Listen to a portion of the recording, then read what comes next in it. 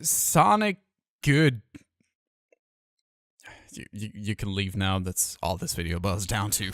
I've been heavily debating whether I should actually release this video. It's been about a week since the movie came out in theaters. There's already been an avalanche of opinions there to sway you from your thoughts on it. Even I've shared my quick thoughts on my community tab. And I'm working on what certainly is one of the most important videos on this channel to me I'll ever make. And I want that to be something special. Not pump out a video about a certain hedgehog just because it's trendy and it would be a big meme about how it's the greatest cinematic achievement of all time, even though it really isn't, and there isn't much of a reason to talk about it in the first place. But I can still honestly say that I don't remember the last time I looked forward to a movie to the extent that I've been hyped for the release of the Sonic movie. There most certainly is reason to talk about it, if not just to work against this mindset of not allowing people to have fun with the things they are passionate about and be guilt-tripped into thinking less of them just because the popular opinion on it has swayed so much in its disfavor. Because sure enough, that's exactly what happened with the Sonic movie, but we'll get to that.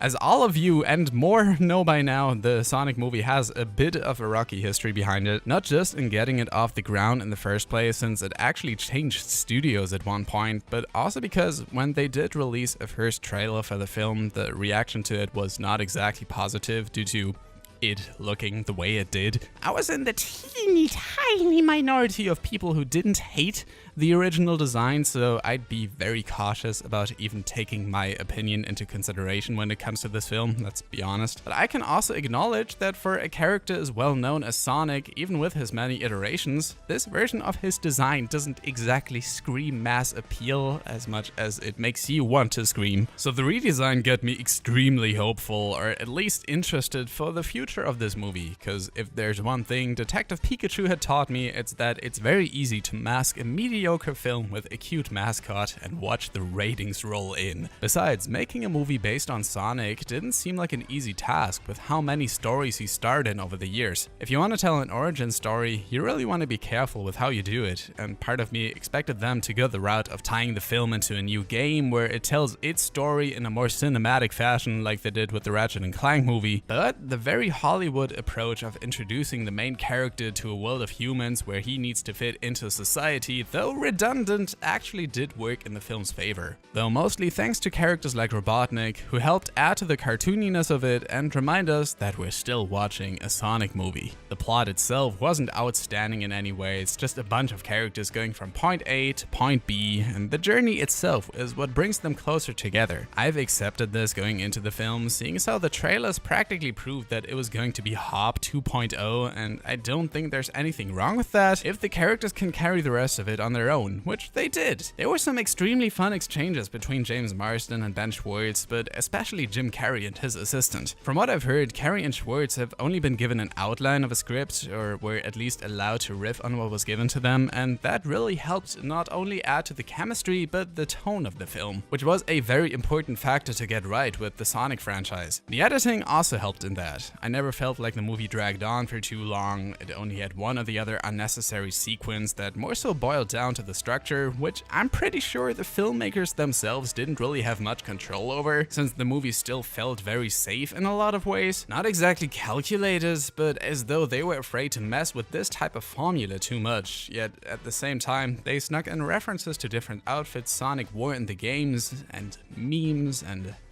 flossing. And I promise, you only flossed twice. Honestly though, the kid filminess was still held to a minimum in this film. My girlfriend and I watched it the day it came out on Valentine's Day, which they clearly knew what they were doing, and I was surprised by the amount of people there around our age group and beyond who probably all forced their partners to go there, and they all seemed to be having a great time. So if you want to put your relationship to the test the same way I did, I highly suggest you try out Honey.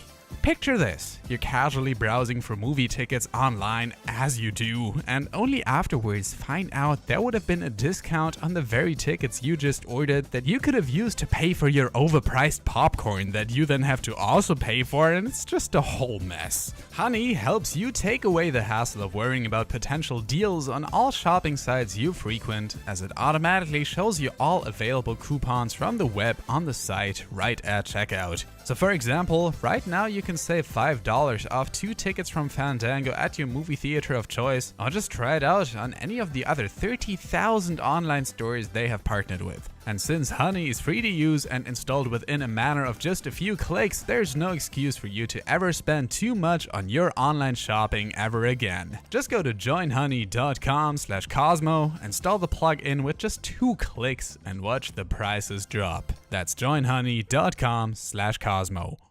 Fun fact though, we actually missed the beginning of the movie first time around and only saw everything after the title sequence. And you'd think that that would make understanding the film a little difficult, but I'm convinced you could watch a random 20-second clip and still get what's going on if you've seen the trailers at all. That's all there is to it. It's really nothing you haven't seen before, but with a Sonic coat of paint. Personally, I got into the franchise very late, like I'm talking late teens, and still managed to make my way through every single goddamn Sonic game up until this point just to get an idea of what was going on, because silly me thought that I'd need to be a franchise expert to know all the intricacies of what makes this movie tick, when really all you need to know is 2 things.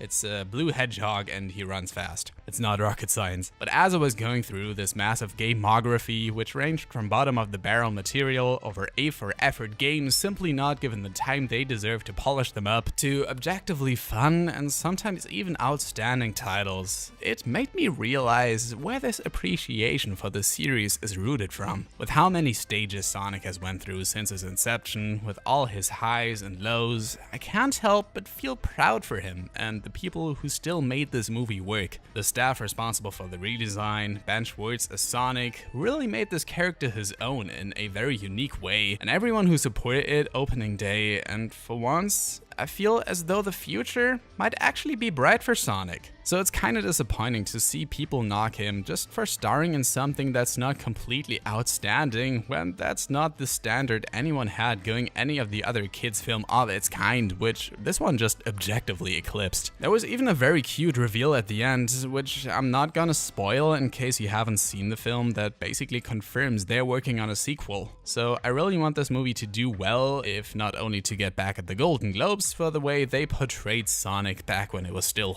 controversial. I just finished a film. It's called Sonic the Hedgehog. Comes out in November. Oh. Well, come back next year. I'm sure it'll be nominated.